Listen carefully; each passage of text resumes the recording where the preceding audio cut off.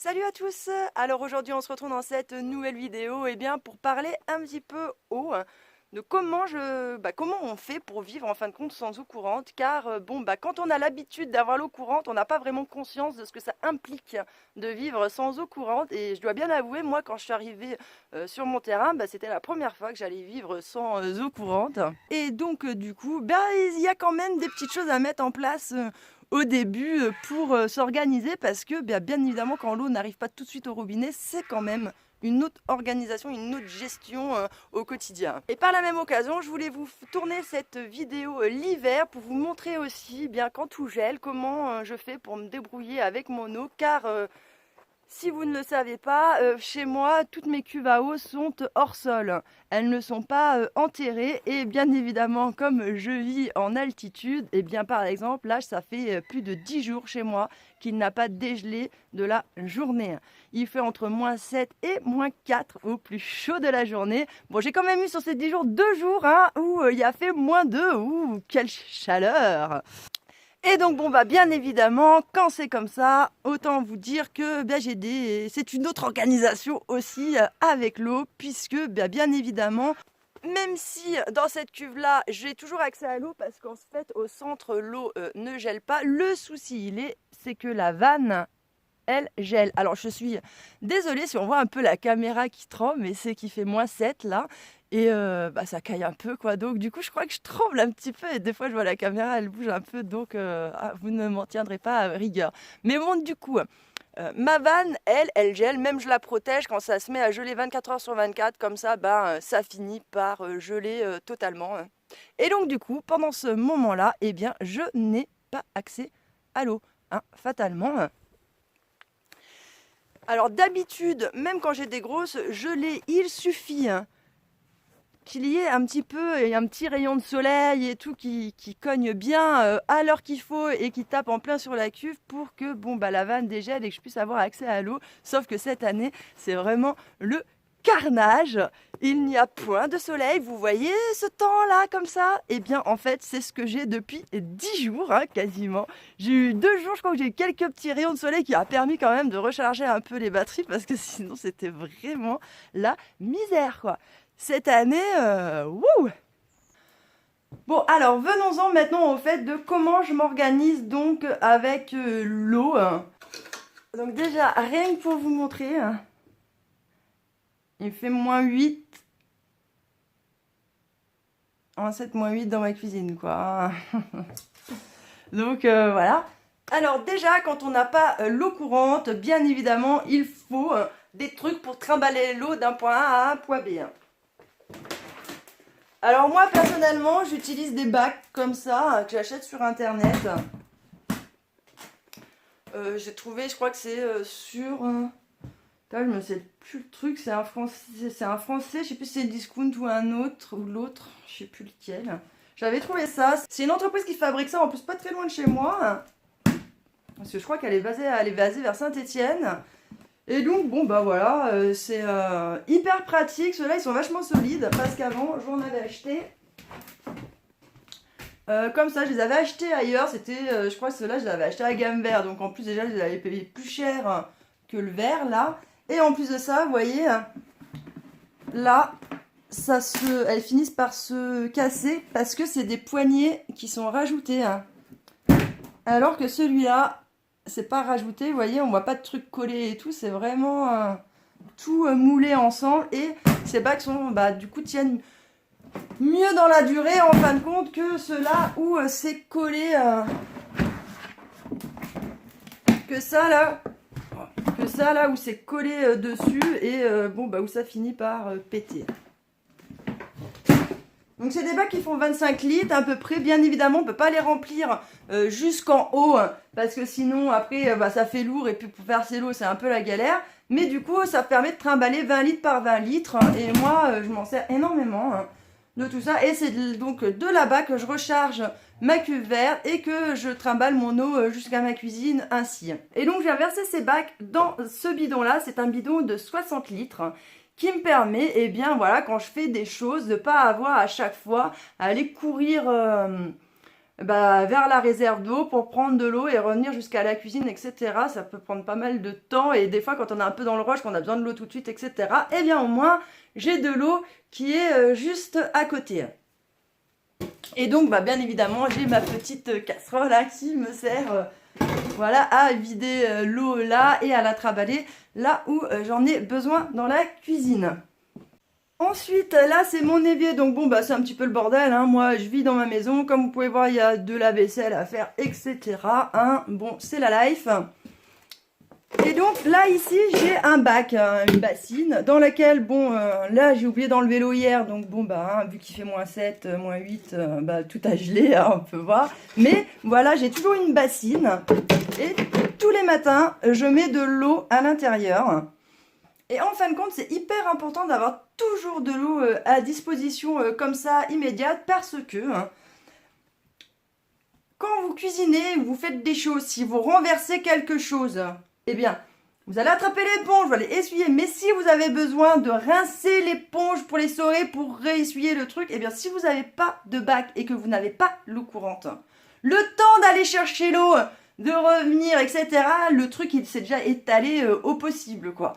Donc avoir de l'eau toujours à disposition immédiate, c'est quand même hyper important. Et puis ne serait-ce que vous touchez un truc, un machin, vous avez besoin de vous laver les mains tout de suite. Et bien le fait d'avoir toujours un bac d'eau à disposition, ça vous permet voilà, de régler ce problème-là. Et ça vous évite d'aller toujours courir à droite à gauche ou de tout saloper. Vous avez les mains dégueulasses.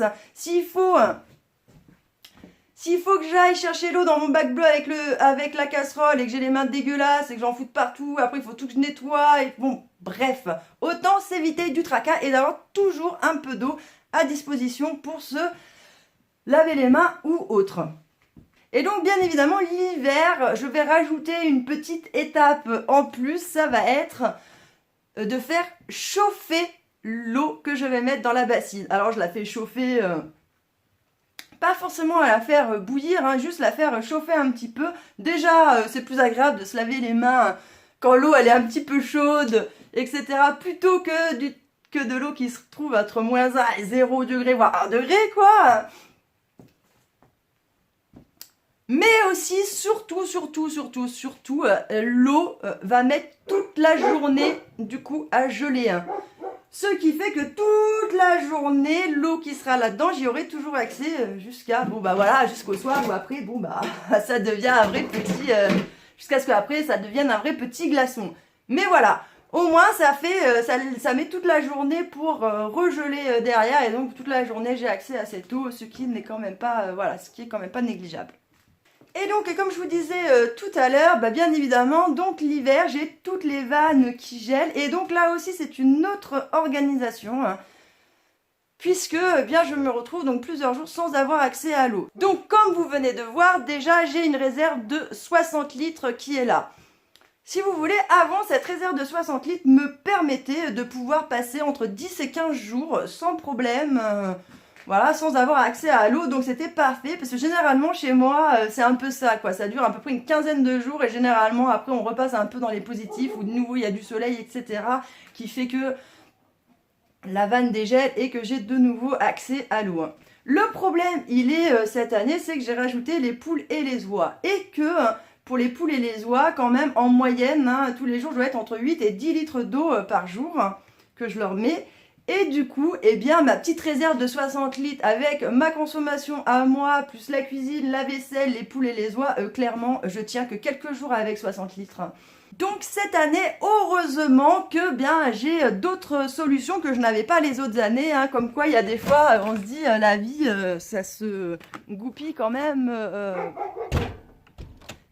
ça se goupille quand même bien. Parce qu'avant, j'avais uniquement soit des cuves comme ça, soit ma cuve verte. Mais il n'y a pas longtemps, j'avais investi dans des petits bidons comme ça. Et franchement, heureusement que j'ai ces bidons-là. Parce que l'avantage des bidons, eh bien, c'est que quand tout gèle, on a toujours accès à l'eau, quoi.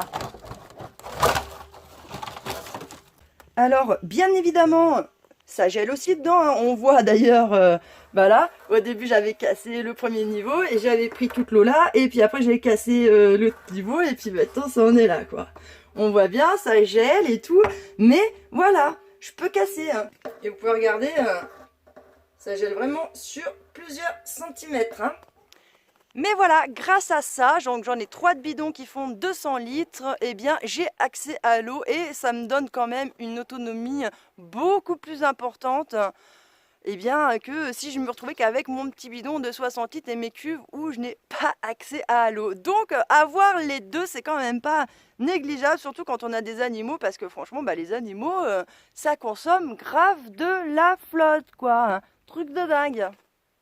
Bon, alors bien évidemment, hein, comme vous le savez, chez moi, le climat est rude. Là, l'hiver commence tranquillement, on a du -8, voilà, c'est gentil et mignon. Mais chez moi, il peut y avoir jusqu'à du -30, hein, on a vu du -32 hein, ici. Donc, voilà, c'est en février les mois les plus compliqués. Normalement, je reste rarement plus de 15 jours sans que ça dégèle.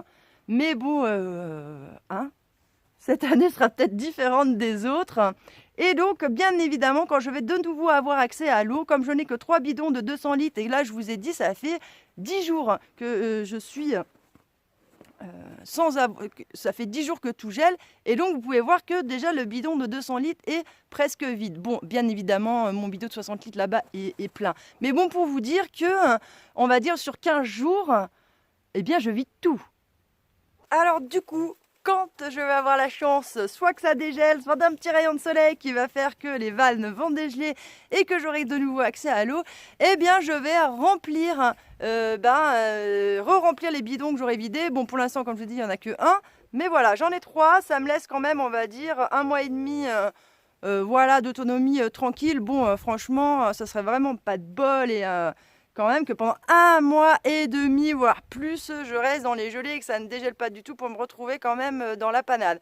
Mais bon, même s'il y a quand même peu de chances que cela arrive, je préfère quand même être toujours à jour, le re-remplir et tout ça, au moins comme ça, je suis tranquille.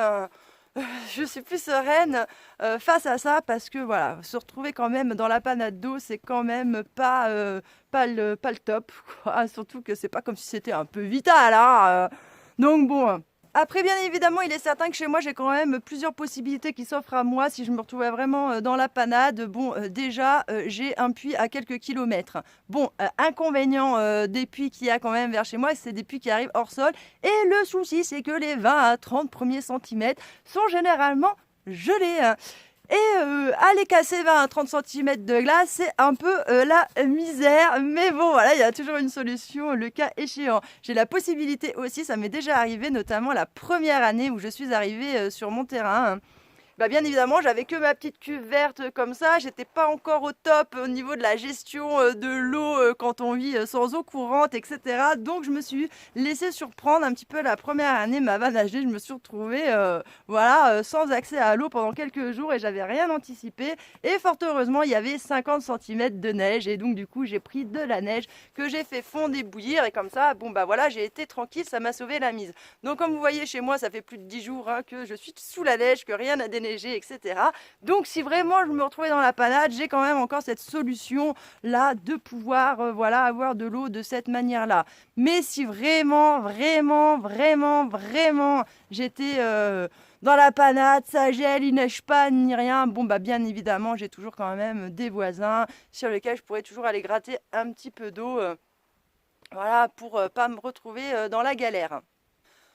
Donc voilà un petit peu comment je m'organise pour l'eau. J'espère que j'aurai rien oublié en cours de route parce que ça, à chaque fois, j'ai toujours des milliards d'idées et comme je prends pas de notes, des fois j'oublie des trucs en cours de route. Mais bon, voilà. Si vous avez des questions, de toute façon, n'hésitez pas de profiter de l'espace commentaire pour les poser. En attendant, je vous remercie de m'avoir écouté et je vous dis à bientôt dans une prochaine vidéo.